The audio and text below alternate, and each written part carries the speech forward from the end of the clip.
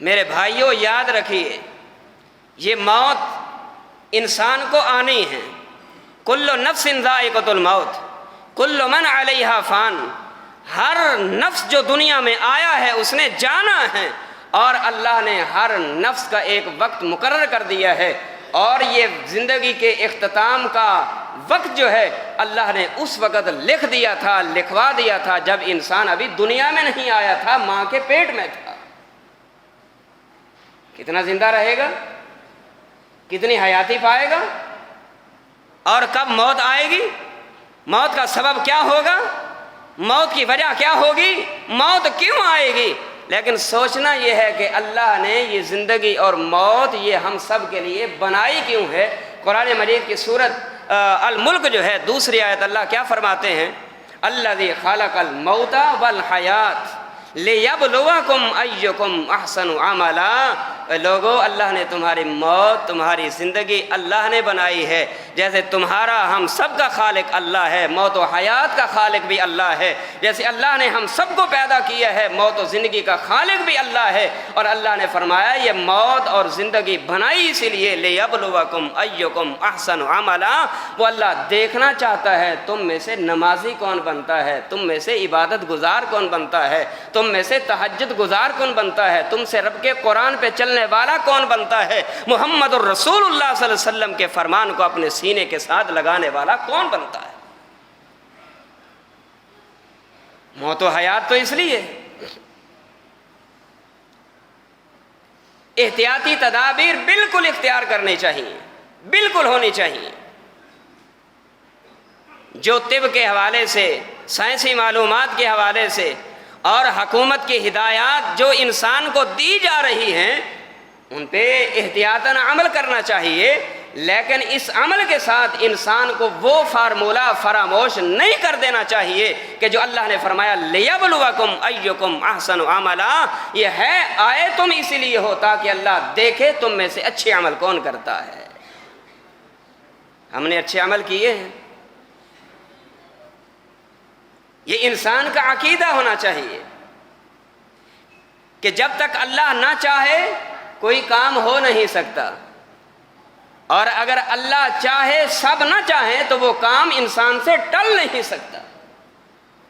حدیث میں آتا ہے، راوی سیدنا عبداللہ ابن عباس رضی اللہ تعالی عنہما ہیں، کہتے ہیں رسول اللہ صلی اللہ علیہ وسلم نے ایک موقع پہ فرمایا تھا، اے عبداللہ وعلم، اس بات کو سمجھ لیجئے، جان لیجئے، بات توجہ کے ساتھ اس بات کو جان لیجئے، پلے باندھ لیجئے، کیا ان الامت لو اجتمعت علی ان ينفعوک بشیء لم ينفعوک بشیء الا بشیء قد کتبہ اللہ۔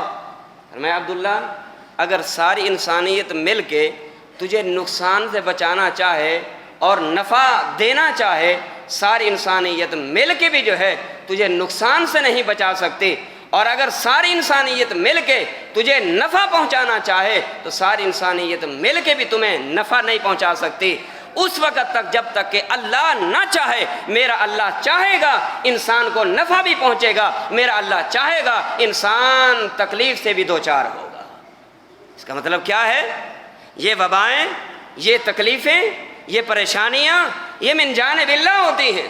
مسلمانوں کو ان تکلیفوں میں، ان مصیبتوں میں، ان وباؤں میں، ان حادثاتی حالات میں کیا کرنا چاہیے، اس میں ہمیں کیا کرنا ہے؟ مسلمان کو چاہیے کہ سب سے زیادہ اللہ کے حضور حاضر ہو کے گڑ گلانے والے بنیں، اللہ کے سامنے روئیں، اللہ کے سامنے اشکبار ہوئیں، اللہ کے سامنے ندامت کے آنسو بہائیں، اللہ کے سامنے روئیں، اتنا روئیں، اتنا روئیں، اتنا روئیں کہ اپنی غلطیوں کو یاد کریں کہ میں نے یہ قصور بھی کیا، مجھ سے یہ غلطی بھی ہوئی، مجھ سے یہ غلطی بھی ہوئی، مجھ سے یہ غلطی بھی ہوئی۔ اللہ کی قسم اٹھا کے کہتا ہوں اگر ساری انسانیت مل کے آسمان کے نیچے جمع ہو کے زمین کے فرش پہ جو ہے اگر یہ جمع ہو کے یہ عہد کر لے، اللہ پہلے جو کچھ ہونا تھا ہو گیا، آئندہ ہم تجھ سے یہ سب ہاتھ اٹھا کے وعدہ کرتے ہیں اور دعا مانگتے ہیں، اللہ ہم کوئی بھی تیری نافرمانی نہیں کریں گے۔ اللہ کی قسم پھر دیکھی اللہ حالات کیسے بدلتا ہے۔ اللہ حالات کیسے بدلتا ہے۔ ہمیں اپنے لیل و نہار کو دیکھنا چاہیے، ہمیں اپنے معاملات کو دیکھنا چاہیے۔ امام قرطبی رحمہ اللہ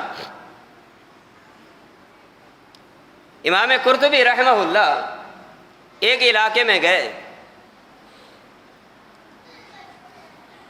وہاں جا کر رہے۔ اس علاقے میں ان کو کسی موذی جانور نے کاٹ لیا۔ بڑے پریشان کہ مجھے اس موذی جانور نے کیوں کاٹا ہے، آج کیا وجہ ہے، مجھ سے کون سی کوتاہی ہوئی ہے، مجھ سے کون سی غفلت ہوئی ہے، مجھ سے کون سی غلطی سرزد ہوئی ہے کہ جس کی وجہ سے آج مجھے اس علاقے میں کسی موذی جانور نے کاٹا ہے۔ غور کرنے لگے۔ امام قرطبی رحمہ اللہ کو اگر کسی موذی جانور نے کاٹا تو وہ کاٹنے پہ اتنے خوف زدہ ہوئے، وہ سوچو بچار میں لگے کہ مجھ سے کوئی غلطی تو نہیں ہوئی، مجھ سے کوئی قصور تو نہیں ہوا، مجھ سے کوئی خامی تو نہیں ہوئی، میں کسی غفلت کا شکار تو نہیں ہوا۔ وہ سوچنے لگے۔ میرے بھائیوں، امام قرطبی اگر سوچتے ہیں، وہ سوچنے پہ مجبور ہو جاتے ہیں۔ ان کی سوانے سے ہمیں یہ بھی سبق ملتا ہے، زندگی گزارنے والے انسان، تجھے بھی دیکھنا ہوگا کہ مجھ سے کوئی قصور تو نہیں ہوا، مجھ سے کوئی غلطی تو نہیں ہوئی، مجھ سے کوئی خامی تو نہیں ہوئی، میں کسی غفلت کا شکار تو نہیں ہوا۔ جبکہ ہم 5 وقت کے نمازی بھی ہیں، باوضو بھی رہتے ہیں، صفائی پسند بھی ہیں، طہارت بھی کرتے ہیں، ہاں جی، صاف ستھرا لباس بھی پہنتے ہیں، صاف ستھرا مکان بھی ہے، صاف ستھرا ماحول بھی ہے، لیکن اس کے باوجود جو ہے یہ کرونا مسلمانوں میں آ گیا ہے۔ کیوں آیا ہے؟ میرے بھائیوں، مسلمانوں کو بھی جو ہے اپنی زندگی کے بارے میں ٹٹولنا ہوگا، اپنی زندگی کی ری چیکنگ کرنا ہوگی، اپنی زندگی کو نظر ثانی کرنا ہوگی اور دیکھنا ہوگا کہ ہم سے کوئی ایسا قصور تو نہیں ہوا کہ جس کی وجہ سے رب العالمین مسلمانوں سے ناراض ہو گیا ہے۔ امام قرطبی سوچنے لگے، سوچتے سوچتے کہتے ہیں ہاں، مجھے یاد آیا کہ میں جب اس علاقے میں، بات توجہ کے ساتھ، بڑی پتے کی بات، بڑی اہم بات ہے، میں جب اس علاقے میں آیا، اس علاقے میں داخل ہوا، داخل ہوتے وقت میں نے داخلے کی دعا نہیں پڑھی تھی۔ 2 دعا محمد الرسول اللہ صلی اللہ علیہ وسلم نے سکھلائی تھی۔ 2 روایتیں آتی ہیں، تاریخ دانوں نے 2 باتیں ذکر کی ہیں۔ پہلی چیز کہ امام قرطبی نے کہا مجھے لگتا ہے کہ میں نے دعا نہیں پڑھی۔ وہ دعا کیا ہے؟ فرمایا مسلمانوں جہاں بھی جاؤ، جس علاقے میں، جس شہر میں، جس بستی میں، جس گاؤں میں تم داخل ہونے لگو، داخلے سے پہلے یہ پڑھا کرو، بسم اللہ الذی لا یضر مع اسمہ شیء فی الارض ولا فی السماء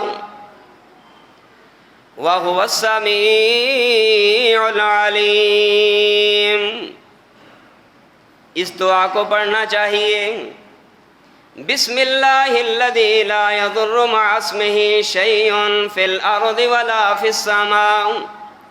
اے میرے اللہ، تیرے نام کے ساتھ، تیرے نام کا واسطہ دیتے ہوئے تجھ سے دعا کرتا ہوں، اللہ مجھے کائنات کی کوئی چیز بھی نقصان نہ پہنچائے، اس دنیا کی کوئی چیز مجھے نقصان نہ پہنچائے، کوئی چیز مجھے کاٹے نہیں، کوئی چیز مجھے نقصان نہ پہنچائے۔ پیارے پیغمبر علیہ الصلوۃ والسلام نے فرمایا مسلمان کو چاہیے کہ یہ دعا پڑھے۔ اور دوسری دعا جو نکل کی گئی وہ یہ مسلمان کو پڑھنا چاہیے، اعوذ بکلمات اللہ التامات من شر ما خلق۔ فرمایا جو بندہ صبح اور شام کو 3 دفعہ یہ دعا پڑھ لیتا ہے، رب کائنات نے فرمایا دنیا کی کوئی چیز بھی اس کو نقصان نہیں دے سکتی۔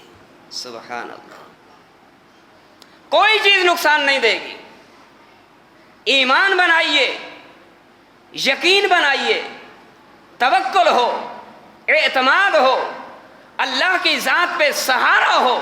اللہ تیرے محبوب کے فرمان کے مطابق دعا میں نے پڑھ لی، اب سہارا تو میرا بننے والا ہے۔ امام قرطبی کہنے لگے میں نے یہ دعا نہیں پڑھی تھی نا، اس دعا کے نہ پڑھنے کی وجہ سے آج مجھے اس علاقے کے موذی جانور نے کاٹ لیا ہے، ان سے یہ کوتاہی ہوئی، غفلت کا شکار ہوئے، موذی جانور نے نقصان پہنچایا، یہ بات ان کے سامنے کب آئی؟ جب انہوں نے اپنی زندگی پہ نظر ثانی کرتے ہوئے جانچ پڑتال کی کہ مجھ سے کوئی قصور تو نہیں ہوا، مجھ سے کوئی غلطی تو نہیں ہوئی کہ جس کی وجہ سے آج جانور نے مجھے کاٹ لیا ہے۔